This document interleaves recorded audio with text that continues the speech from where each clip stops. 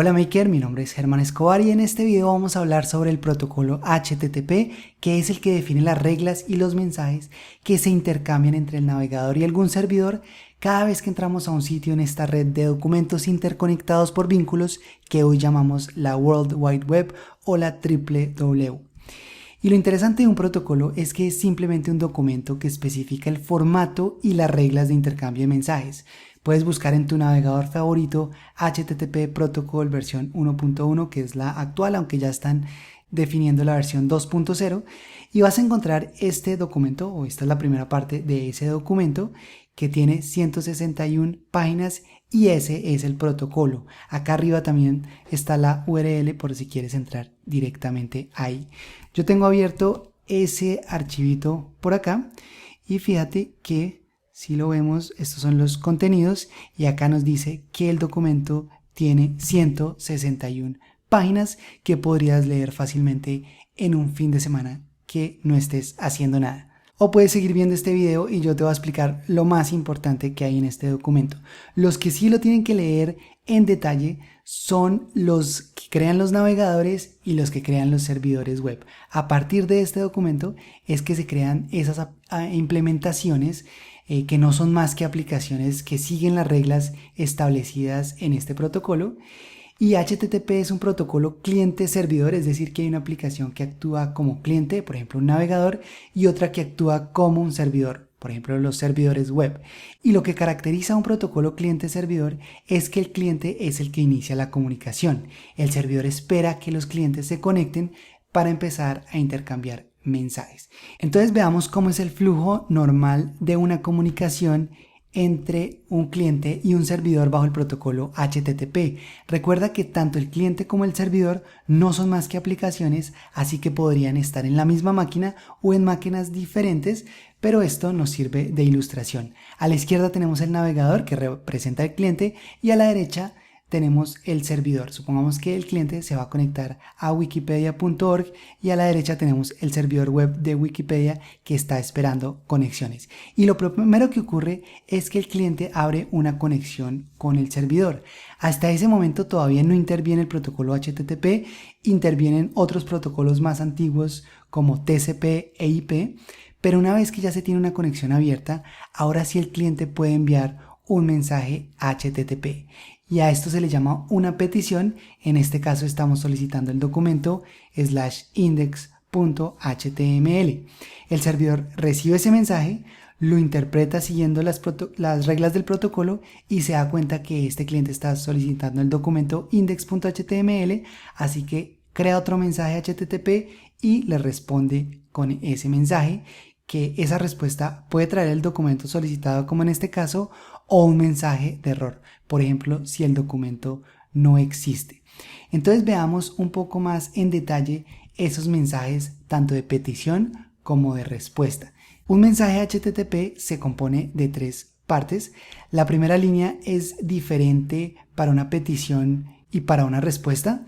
Después van unos encabezados.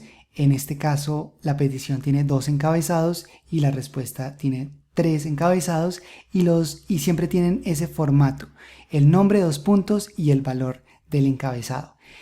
Esos encabezados son opcionales, al igual que el cuerpo del mensaje. En este caso la respuesta trae un cuerpo, pero la petición no, aunque a veces las peticiones también llevan cuerpo. Por ejemplo, cuando estás subiendo un archivo o llenas un formulario y lo envías, seguramente en ese caso el mensaje de petición sí lleva en el cuerpo el archivo o los datos que ingresaste en el formulario. Y esa es básicamente la estructura de los mensajes HTTP. Una primera línea que ahorita la vamos a ver en detalle para la petición y para la respuesta. Después unos encabezados y un cuerpo del mensaje. Entonces veamos en detalle la línea de la petición. Primero va un verbo, en este caso get, pero hay más verbos que vamos a ver en un segundo. Después del verbo va el recurso que se está solicitando y por último la versión de HTTP que se está utilizando, en este caso la 1.1. Después, por otro lado, la respuesta entonces tiene primero la versión y después un código de respuesta, que es un número de 3 dígitos y opcionalmente una descripción de ese código. Entonces ahora vamos a ver en detalle cada una de estas partes, los verbos, los códigos de respuesta, los encabezados. Así que avancemos. Comencemos con los verbos y los verbos definen la acción que se quiere realizar sobre el recurso que se está especificando. El verbo get, por ejemplo, es el que se utiliza para solicitar un recurso, así que cada vez que entras a tu navegador e ingresas una URL, por debajo el navegador está creando un mensaje que utiliza el verbo get, pero también hay otros verbos, por ejemplo el post también lo utilizan los navegadores cuando estás enviando un formulario o un archivo. Eso se envía utilizando el verbo post, pero existen otros que los navegadores todavía no lo soportan, pero existen como put, que se utiliza para reemplazar un recurso, y delete para eliminar un recurso. Ahora, supongamos que yo estoy creando una aplicación al lado del servidor y no significa que uno tenga que respetar estos verbos bajo estas acciones. Yo podría crear un recurso utilizando un llamado get, pero lo que se recomienda es utilizar esta semántica o esta definición que ya especificó HTTP para los verbos, utilizarlas bien. Muy pocas aplicaciones todavía utilizan bien los verbos y generalmente utilizan get para todo o get y post únicamente, pero para que sepas que hay más. Hablemos de los códigos de respuesta que le indican al cliente, por ejemplo al navegador, cómo interpretar esa respuesta que le llegó del servidor. Entonces hay 5 tipos de respuestas. Las que comienzan con 1XX son mensajes o códigos de respuesta de información. Los que comienzan con 2XX son de éxito. Los que comienzan con 3XX son de redirección. Y los que comienzan con 4XX error del cliente. Y por último los que comienzan con 5XX error del servidor. Entonces veamos algunos códigos que son comunes para que te des una idea y de pronto identificas uno que otro. Entonces el primero es el 200 OK, que es un mensaje exitoso porque comienza con 2 y le dice al cliente que su mensaje fue exitoso y que en el cuerpo del mensaje viene el recurso solicitado, ya sea una imagen, un archivo Excel, un HTML, etc. También está el 204, que es no content, o es un mensaje exitoso pero no se está retornando ningún contenido. Digamos, generalmente cuando uno publica un formulario, uno envía un formulario, el servidor lo recibe y devuelve un 204 diciendo listo, ya recibí esa información y ya, pero no le estoy devolviendo nada. Después está el 301, es otro de los ejemplos que estamos viendo, que comienza con 3, entonces es de redirección y es cuando el recurso se ha movido permanentemente a otra URL. 302 es muy parecido al 301, pero el recurso se ha movido temporalmente a otra URL. 404, este es muy conocido, es un error del cliente cuando uno solicita un recurso que no existe. O el 401, que también es un error del cliente cuando uno no está autorizado a una ruta determinada o a un recurso determinado. El 500 también es muy conocido, es un error del servidor cuando ocurre un error no desconocido en el servidor, o el 503 cuando el servidor no está disponible, de pronto porque le están haciendo algún mantenimiento. ¿Listo? Entonces hablamos de los verbos, hablamos de los códigos de respuesta. Los códigos de respuesta recuerda qué es lo que el servidor web le responde al cliente. Y hablemos ahora de los encabezados o los headers, que le brindan información adicional sobre la petición o la respuesta, dependiendo de en qué mensaje vaya. El formato es el siguiente, va primero el nombre del header, 2 puntos, y después el valor del header, generalmente va un espacio entre el valor y los 2 puntos. Y uno puede definir los headers que uno quiera tanto en una petición como en una respuesta, pero veamos algunos que sí define el protocolo HTTP. El primero es el content type, que define el tipo de contenido que viaja en el cuerpo del mensaje. Por ejemplo, text-html, es un documento HTML de texto, image/jpg, JPEG, que es una imagen, o image/png, dependiendo del formato, application/JSON, que ya son formatos de intercambio más específicos, etc. Y esto es muy importante porque en el cuerpo realmente un mensaje HTTP, mira que va viajando por el cable como unos y ceros, ¿verdad? Entonces, el cliente, supongamos que el navegador le envió un mensaje, el cliente tiene que coger esa información y ver cómo la decodifica. Entonces, dependiendo de este encabezado, es que él sabe cómo interpretar el cuerpo de ese mensaje. Otro encabezado es el accept, que define el tipo de contenido que acepta el cliente como respuesta. El caché control, que especifica la forma en que el servidor quiere que el cliente almacene el resultado. Seguramente has escuchado ese término del caché del navegador, y es que el navegador a veces almacena temporalmente ciertas respuestas que envían los servidores, pero el servidor le puede decir, oiga, no quiero que usted almacene esto, y siempre vuélvalo y lo pide al servidor. Los navegadores guardan en caché generalmente para optimizar y no estar siempre yendo al servidor a traer lo mismo. ¿Listo?